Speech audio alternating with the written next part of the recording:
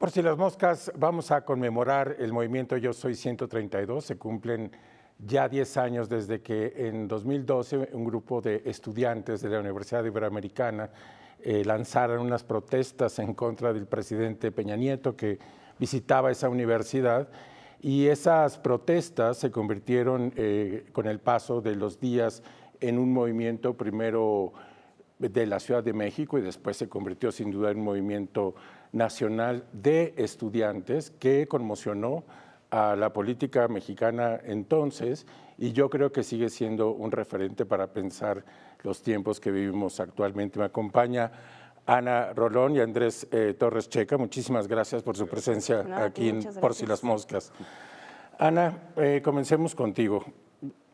¿Cuál crees que sea, en el fondo, la gran contribución de Yo Soy 132? En retrospectiva, a partir de estos 10 años. Sí, ya sé. Me tocó la del punto extra. Yo creo que sin duda es... no quiero decir que fue lo único que politizó en términos, o sea, como a la juventud mexicana, pero creo que sí abrió un espacio para precisamente nosotras ver dónde podíamos encajar, ¿no? Exacto. O sea, algo que se decía mucho en 2012 era que éramos la generación apática, ¿no? Que no nos importaba la política, que... Los millennials tienen esa fama, cargan con esa fama. Y creo que más bien lo que no era que no nos importaba, es que no veíamos dónde, ¿no? O sea, por lo menos desde mi muy humilde posición, era como comunicóloga y joven y mujer, ¿dónde? ¿No? O sea, podré tuitear lo que quiera, pero no tengo un espacio que reclamar para proponer, para cuestionar, para ser parte de, ¿no? De como el espacio y la esfera política y pública que al final de cuentas me afecta como ciudadana. Entonces, yo creo que sí abrimos ¿no? Como una posición de no importa si no estás metido en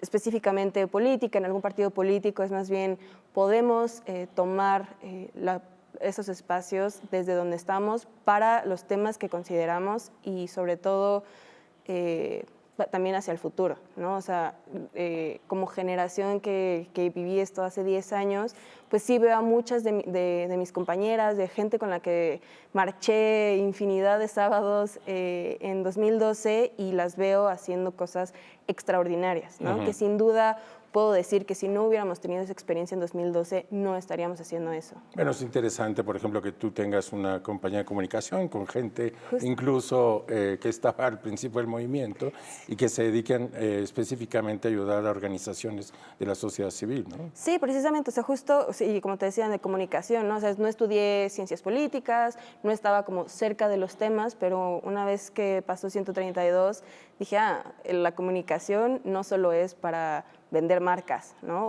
O sea, la comunicación también, o por lo menos la comunicación digital y la publicidad se puede usar, digamos, para el lado bueno de la vida y no solo es para vender celulares, pan, qué sé yo. Y fue justo que dijimos, usemos estas herramientas que llevamos años estudiando para mejorar la comunicación y, digamos, para competir, porque al final de cuentas la comunicación es, o sea, compites por la atención de la gente con todo lo que les rodea, claro, ¿no? Entonces, sí, de hecho también puedo decir que muchas de mis clientas, de la gente con la que trabajo el día a día, es gente con la que crecí en 132. Muy bien. Andrés, tú estás en una organización que se llama Criatura, que se dedica también a facilitar procesos de organizaciones de la sociedad civil. ¿Cuál es tu impresión, digamos, cuál es tu take en estos 10 años? ¿Qué te deja? Bueno, concuerdo con mucho de lo que dice Ana y creo que para resumirlo, el 132 fue una escuela de formación. Creo que en conversaciones con amigos y amigas que participamos de ese movimiento, coincidimos que nos aceleró una curva de aprendizaje y también nos abrió otros horizontes para la participación política. Y un poco lo que ya decía Ana, estos espacios tradicionales de política encasillados en los partidos políticos eran los pocos horizontes para quienes les interesaba desarrollar un poco ese camino. Y el 132 abrió ese horizonte. Y entonces empezamos a darnos cuenta que se podía hacer política desde las calles, desde la protesta. y más adelante desde las organizaciones de la sociedad civil o incluso desde partidos políticos, pero con otro tipo de mentalidades, ¿no? Y si me permites, desde las redes sociales, es decir, Por supuesto. Las redes sociales, hoy que detestamos Twitter, y Ya no es lo que era antes. que nos parece un engendro que además lo va a comprar Elon Musk y será peor. Aún peor. Veamos qué pasa. Pues fue en 2012, pues prometía otra cosa. No, por supuesto, y aparte, pues inspirados por lo que estaba pasando en el mundo. O sea, Exacto, la primavera árabe la también primavera es un árabe, referente. los movimientos Ocupa en, De Estados, Ocupa en Estados Unidos, también sí. los de Ocupas en las plazas en España, por ejemplo, movimiento de Chile. desahuciados en Chile, los estudiantes, Claro. que utilizaban las redes sociales y le daban otro componente de protesta y como herramienta a Facebook, a Twitter, etcétera, a blogs, que nos permitieron politizarnos y conocernos. O sea, yo tengo amigos hoy que estoy seguro no hubiera conocido en la vida si no hubiera sido gracias a la interacción primero en redes sociales y después el encontrarnos en la calle.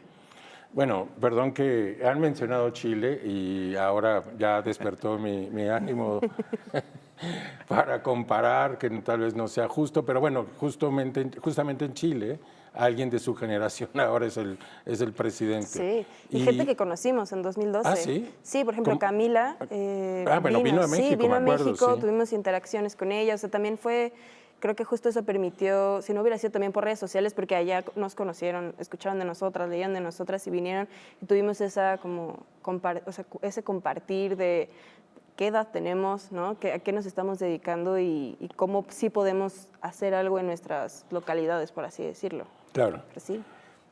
A mí lo de Chile me parece una pregunta muy interesante y fascinante sobre el paralelismo de estas generaciones.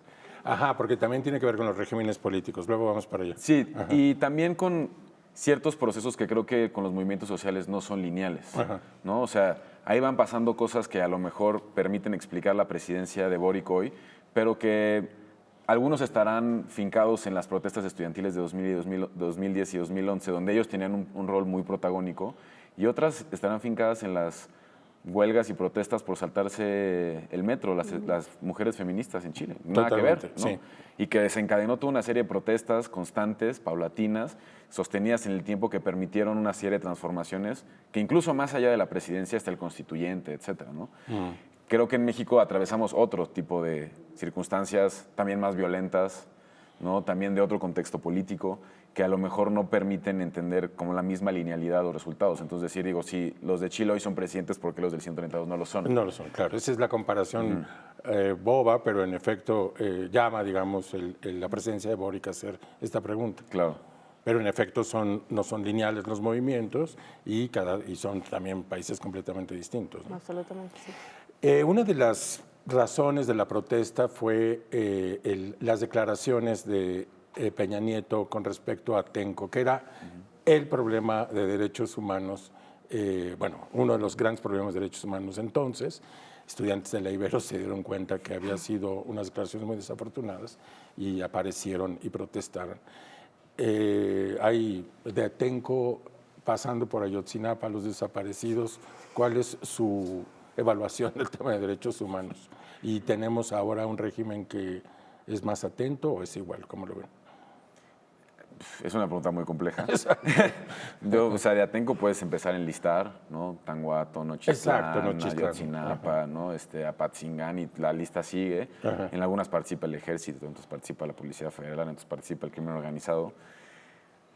Más atento o menos atento, creo que también depende de algunas como coyunturas específicas, ¿no? O sea, por ejemplo, en el caso de Ayotzinapa, tenemos la Comisión Presidencial para el caso, una unidad de la Fiscalía que atiende esa problemática en particular, pero para otras el país está desbordado. O sea, llegamos a 100,000 personas desaparecidas justamente esta semana. Sí, caray. No hay manera de atender eso y se nota la incapacidad tanto de gobiernos locales como el gobierno federal de atender esa dinámica. Entonces, es difícil decir atiendes más o atiendes menos, pero sin duda tenemos y seguimos teniendo desafortunadamente una crisis en derechos humanos. Vámonos a un corte. Regresando, Ana, me gustaría explorar contigo el tema de los medios. También esto, digamos, fue un momento también importante y ustedes hicieron un apunte y veremos cómo estamos ahora. Super. Regresamos en unos minutos.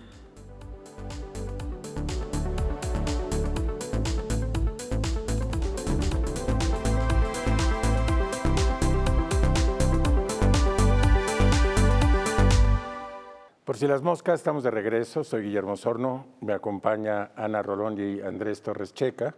Ellos son integrantes del movimiento Yo Soy 132 y estamos conmemorando 10 años de este movimiento. Ana, antes del corte ya apuntaba que es también interesante pensar cómo o no han cambiado los medios, porque también, digamos, uno de los puntos de la protesta fue que posterior a la protesta que hicieron hace 10 años en la Ibero, los medios intentaron tacharlos como porros y ustedes, bueno, tú en particular, junto con un grupo pequeño de alumnos de la Ibero, hicieron ese video fundacional de Yo Soy 132, apuntando también a una representación distinta. Ha cambiado el problema de la concentración de los medios, la manera en que te representa la sociedad y el balance, digamos, de poder ahí. Sí, definitivamente. Y no creo necesariamente que haya sido porque los medios entendieron y entonces hubo, digamos, como una apertura, ¿no? Por parte, no sobre todo, buenos. por ejemplo, la gran cadena a la que tanto apuntábamos hace 10 años, no creo que haya sido porque tuvieron una apertura, sino más bien porque se vieron rebasadas por las redes sociales. Sí, por las redes sociales, ¿no? sí. Sobre todo porque justamente mencionabas el video y cuando hicimos el video fue eso, no vamos a jugar a la vieja forma de pedir réplica, ¿no? O sea, no voy a mandar una carta, no voy a hacer, no necesito salir ahí, voy a usar las redes sociales, ¿no? YouTube y Twitter, y voy a exigir mi derecho de réplica. Entonces, yo creo que sí ha habido un cambio muy, muy grande, sobre todo porque, si lo repetimos, son 10 años, ¿no? Y Twitter, TikTok, bueno, empezando no existía TikTok, Instagram no era lo que era hace 10 años, ¿no? Entonces, definitivamente los medios han tenido que adaptarse y por ejemplo, cómo se han dado las coyunturas y cómo se ha hecho cobertura por las mismas redes sociales, ¿no? O sea, porque hay muchos temas que se cubren ahí y que, digamos, se obliga a los medios a cubrirlos sí o sí. Y también he visto, por ejemplo, en este juego hace 10 años, sí nos tacharon de porros y acarreados al principio y sacamos nuestro video diciendo no nos entrenaron para nada, pero fueron también los mismos medios que contaron la narrativa de 132, ¿no? Ajá, o sea, claro. O sea, al principio dijéramos lo que dijéramos era nota, ¿no? O sea, me acuerdo que incluso sacábamos memes en nuestro Twitter y era nota, ¿no? Pero y cómo, o sea, poco a poco los mismos medios tradicionales y más grandes contaban nuestra narrativa de ya tienen a la cabeza, ¿no? La cabeza ya dijo esto y ahora ya se dedicó, ya es parte de la esfera política y ya no tienen a su líder y vamos, fue la misma narrativa, ¿no? Cosa que si yo veo en movimientos y sí, movimientos ahorita son completamente distintos, como ellos mismos con sus redes sociales mucho más activas y fuertes cuentan su propia narrativa. Entonces sí hay como ahí un... Bueno, un antecedente, o sea, ustedes pusieron un antecedente y yo creo que muchos movimientos sociales, en fin, también porque así funcionan las redes sociales, funcionan así, ¿no? Sí, ¿no? Y es, al mismo tiempo es un poco terrorífico o sea, el cómo, o sea, un tuit te puede incluso cancelar, ¿no? Y al mismo tiempo puede demostrar, o no demostrar, pero poner en la agenda un tema del cual no se ha hablado antes o de que no se ha visto de esa forma. Andrés, una de las cosas que recordaba ahora que estaba releyendo temas sobre Yo Soy 132 es la enorme cantidad de columnas políticas en donde los próceres de la patria les decían a ustedes que eran la salvación del país. Bueno, había otros que nos decían ternuritas también. Bueno, ok, pero había, o sea, también leía como lo que quiero decir es que había una enorme expectativa de generaciones anteriores acerca de lo que estaban haciendo. La que pregunta es, ¿cómo se sentía entonces ser el recipiente de toda esa atención y expectativa de que en ustedes estaba la puerta, la llave de la democracia en México? Pues bueno, a mí en mi casa me regañaban, ¿no? Por andar saliendo tanto a la calle. Pues hay una dimensión que era muy interesante poder conectar con otras generaciones, ¿no? Y poder conectar con otras personas que también fueron parte de movimientos sociales del pasado o de otras luchas. Y eso creo que también fue un valor muy importante del 132. De repente generar puentes intergeneracionales que creo que se habían perdido un poco. Por supuesto que ha habido movimientos antes del 132, ¿no? Estaba la huelga del 99 en la UNAM, estaba el movimiento por la paz, por justicia y dignidad. Sí, estabas Javier Sicilia ahí. Claro, había mucha efervescencia en México, es un país así, con mucho dinamismo político, pero de repente genera unos puentes intergeneracionales, creo que también post 132 se fueron generando con otros que venían después, que es un poco lo que comentaban. Ahora, sobre la presión, pues no sé si había mucha presión, más bien las dinámicas de esos meses eran tan intensas, claro, que no, que un día estabas organizando una marcha, el día siguiente estabas pensando en un debate y 10 días después tenías que ver cómo impugnabas una elección. Entonces, la presión de si de repente escribían o no escribían, más bien creo que nos daba un poco de risa. También por aquellas otras columnas que nos tachaban o de pagados, o de terroritas, o de ingenuos. A mí nunca me llegó el cheque que tanto decían que nos llegaban, ¿no? Yo lo sigo esperando. Yo también me caería súper bien, ¿no? Claro, bueno, es cierto, la otra conversación son las teorías de la conspiración y la tercera, como dices tú, una especie como de mirada condescendiente acerca de estos chicos. Y la verdad creo que un poco lo que demostramos fue la capacidad de autogestión sobre nuestros propios procesos y la autonomía sobre nuestras decisiones, por haber sido correctas o incorrectas o haber tenido bueno o mal cálculo político, pero pues lo hicimos como creíamos que teníamos que hacerlo. Muy bien. Nos vamos a ir a otro corte. Regresando les voy a preguntar qué volverían a repetir y qué no volverían a repetir de aquellos años. Nos vemos aquí en unos minutos.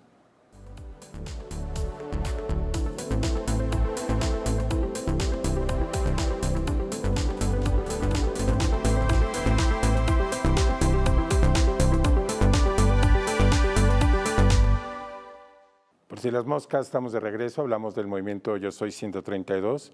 Y antes del corte ya apuntaba esta idea, Ana, ¿qué es lo que repetirías y qué es lo que no repetirías de estos años de activismo? Yo sé que suena raro, pero yo creo que lo haría exactamente igual. Ah, sí. O sea, si ahorita tuviera o no tuviera, pero si fuera parte de un movimiento estudiantil, o ya no estudio, pero si fuera parte de un movimiento tan grande, probablemente haría cosas distintas, ¿no? A 10 años de experiencia en comunicación, claro, en temas políticos, pero la verdad es que a los 20 años creo que hicimos lo mejor que pudimos y que sabíamos, y la verdad es que funcionó en su momento, ¿no? O sea, con las herramientas que teníamos, o sea, a lo mejor te puedo decir, ojalá no hubiera dado esa entrevista porque pues no, o sea, o a lo mejor hubiera grabado todas mis entrevistas porque luego me salían cosas distintas, pero creo que como movimiento social, por lo menos todo lo que realizamos, ¿no? O sea, las protestas, los videos, el debate presidencial, yo lo haría completamente igual. El debate presidencial, ¿cómo olvidarlo? O sea, dejaría el sillón vacío que se dejó vacío, ¿no? O sea, pues así, la verdad es que yo, por lo menos yo, no diría como... Porque como mencionaba, muchas de las cosas que pasaron ni siquiera estaban en nuestro control, ¿no? O sea, esta narrativa de nuestro líder, que nosotras jamás llamamos líder. Ajá. Entonces, o sea, yo lo haría exactamente igual. No sé, Andrés. Andrés. ¿Qué has platicado? A mí lo que más, creo que lo más entrañable eran estas grandes discusiones políticas que teníamos entre cientos de personas. Y ahí había un valor bien importante, más allá de si eso se traducía no en una marcha o en una acción política, el poder discutir horas o días enteros en alguna asamblea, en alguna universidad, eso era genial. Eso lo repetiría. Y de hecho, pues me entusiasma pensar que hay movimientos sociales ahora que están haciendo eso en sus propios espacios, recuperar las calles y tener ese tipo de espacios de liberación, creo que es bien importante. ¿Qué no repetiría? Creo que comí muy mal durante ese verano. Me provoqué una úlcera. ¿No? Yo me acuerdo de estar reporteando y verlos en unas larguísimas discusiones en la UNAM, que eran interminables. Hubo asambleas muy... Y donde había unas asambleas donde no había ni posibilidad de tomar agua casi. No, y hubo momentos que no necesariamente tenía que ser una asamblea, pero de repente te encontrabas discutiendo sobre qué hacer afuera de Televisa porque había cercado las instalaciones, ¿no? de Chapultepec. Eso era genial. Cerrar las calles y tener espacios de liberación política era genial. Y sí, la comida sí fue un castigo duro. Y a lo mejor dedicarle un poquito más a los estudios, porque sacrifiqué un par de materias por el 132. Creo que ahí sí, quizá nada más retomando justo lo que mencionas de comí muy mal, creo que algo que quizás sí cambiaría y que a lo mejor más bien lo dejaría como un consejo para nuevas generaciones, yo a mis 31 años diciendo, pero sí nos faltó, yo creo que en el cierto autocuidado, no porque no nos importáramos, ¿no? Sí tratábamos de tener como estas medidas de seguridad, mecanismos de avisa cuando llegues y todo eso, pero creo que que entre nosotras como que sí nos dejamos ir en esto de, bueno, si van a hacer asambleas de 3 días, órale, ¿no? Pura pizza porque pues no tenemos tiempo de, entonces creo que sí, quizás en algún momento es también pensar de, justo, no somos las salvadoras, no venimos aquí a ser las únicas, podemos darnos este espacio para cuidarnos, ¿no? Para dormir bien, o sea, había días que de verdad, o sea, era entre asamblea, no sé qué, quizás el debate, otro video, no sé qué, o sea, de pronto era dormir 2 horas, ¿no? Y también trabajar, escuela, malabarear todo, y quizás también es importante que estemos físicamente, sí, mentalmente bien, tener pláticas entre nosotros de dónde estamos, ¿no? Porque creo que a veces teníamos estas conversaciones de ¿quieres seguir o no seguir? Ya que habíamos una tormenta ahí, ¿no? Y que ya estábamos arrastradas y quizás también puede ser que nos falta un poquito de autocuidado en muchas áreas. 2 reflexiones finales. La primera es, no hubo un líder del movimiento y eso fue, creo, una decisión inteligente de ustedes. Es decir, no entronizaron ni a ella ni a él de ninguna manera y pues eso se quedó como eso. Y lo que hay y se percibe ahora es un puñado, digamos, un gran puñado de estudiantes que ahora están en lugares estratégicos claves, importantes, etcétera, haciendo trabajo relevante en temas que les interesaban. La idea de no líder... creo que es fundamental. Creo que incluso desde la propia tradición mediática, no sé cómo llamarlo, había la necesidad de encontrar un vocero, ¿no? Ciertos voceros y liderazgos, a pesar de que reiterativamente nosotros lo mencionamos en las asambleas, etc. Creo que los grandes aciertos de movimientos ahora es que ni siquiera juegan a este rollo de las vocerías incluso, ¿no? O sea, ¿quién es la feminista que lidera o que podría ser? Las protestas no son. Nadie, ¿no? Y es quizás el movimiento social más importante y más fuerte que tiene el país ahorita. ¿Quién es la madre de que busca desaparecidos más importante del país? ¿Quién sabe? Entonces creo que de alguna manera nosotros no lo logramos descifrar, pero sí fue importante el señalar que los liderazgos en realidad te quitan más de lo que te aportan en movimientos tan caóticos y horizontales como un movimiento estudiantil. Y el otro es el tema del régimen político que apuntaba, es decir, yo soy 132, bueno, inicia en el gobierno de Peña Nieto, pero desemboca en la llegada de López Obrador y Morena, que de alguna manera toma algunos de los temas, no evidentemente como ustedes hubieran querido, pienso, pero que difumina un poco, creo, el liderazgo que tenían si es que hubiera seguido una presidencia priista, en fin, o panista. ¿Qué piensas del cambio de régimen y la fortuna del movimiento? Pues, mira, quizás vaya a ser un poco controversial lo que voy a decir, pero en términos de, como mencionábamos previamente, de derechos humanos, de cómo las agendas se les da, o sea, no es que yo haya visto un gran cambio. Radical. Ajá. O sea, sí, el partido cambió, definitivamente formas cambiaron, pero fondos yo no lo siento, ¿no? O sea, sobre todo como mujer mexicana joven, sí. o sea, sigo teniendo el mismo o más miedo de salir a la calle sola, ¿no? De tomar un Uber, etcétera. Entonces, para mí es un cambio de régimen, no lo veo, o sea, no puedo decir, claro, 2012 a 2018, 2018 a ahorita 2022, o sea, mi trabajo, o sea, el trabajo que tengo, me acuerdo que en algún momento hicimos una broma en 2018 de que nos quedamos sin chamba, ¿no? Y no, lo que me lleva a pensar que en efecto las demandas originales siguen ahí, ¿no? Sí, siguen ahí. O sea, no han desaparecido, ustedes es un dedo que sigue en esa llaga. Y creo que algo que mencionabas en el bloque anterior sobre este legado de los medios de comunicación, si hay una parte del 132 que logra contribuir a debates sobre publicidad oficial. Exacto. Sobre regular a los medios, sobre la importancia de los medios públicos. O sea, creo que ahí hay conversaciones que no teníamos antes de 2012 y que el 132 logró como medio poner en la agenda pública y creo que sí son un legado del movimiento que a veces queda un poco desdibujado frente a otras coyunturas. Y si ahora el cambio de régimen pues nos presenta otros retos a todos como sociedad civil organizada y en las formas en las que nos organizamos también y en las que buscamos representación política e interlocución política. Con el PRI era una cosa, los mismos problemas están ahora con este régimen, pero creo que los retos son diferentes y todavía no logramos encontrar la manera. Pues muy bien, bueno, pues ahí está la reflexión. Ana, muchísimas gracias. No, a ti. Andrés, Muchísimas gracias por el les espacio. agradezco muchísimo que hayan estado aquí en Por Si las Moscas y a nuestra audiencia decirle que nos vemos aquí a las 7:30 el próximo sábado, Por Si las Moscas.